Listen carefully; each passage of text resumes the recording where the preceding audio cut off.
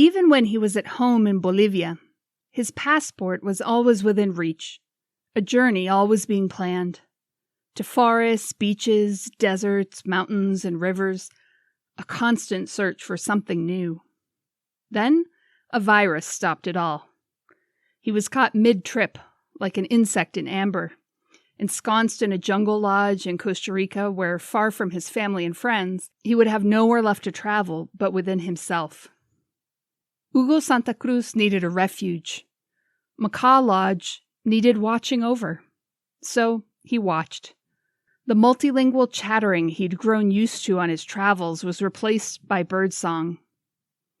Grounded in a life full of voyages, alone in a place usually full of visitors like him, he named and befriended the animals he saw again and again. Toño the coati, Elvia the heron, Alejandra the hummingbird who tapped on his window every morning, Luis the raccoon who glanced his way sometimes when he was working late at night, a collared forest falcon who, landing on his balcony one day, took his breath away.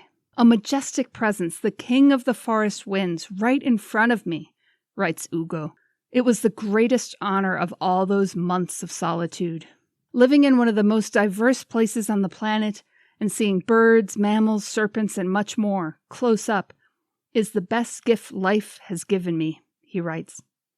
But even though I was in a kind of Garden of Eden, sometimes it was a prison where I had to fight against my fears.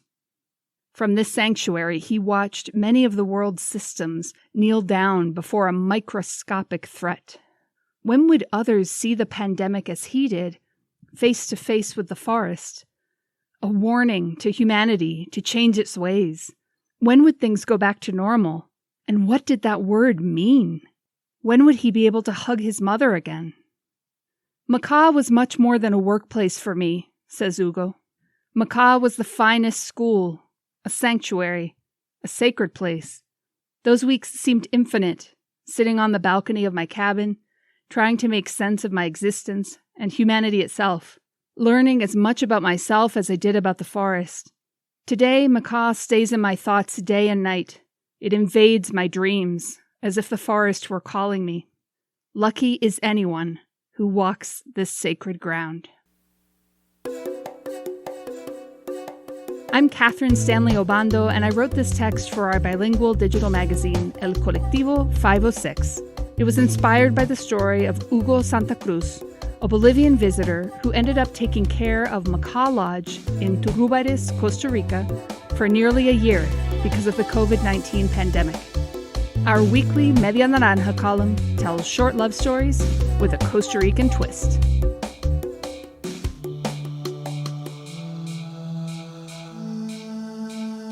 This podcast was written and produced by Mónica Quesada Cordero and Catherine Stanley Obando for El Colectivo 506, a women-led journalism organization for and from Costa Rica that focuses on solutions journalism and rural communities.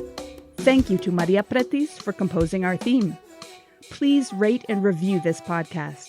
Follow us across social media at El Colectivo 506 and support our independent newsroom by becoming an annual member at elcolectivo506.com/membership.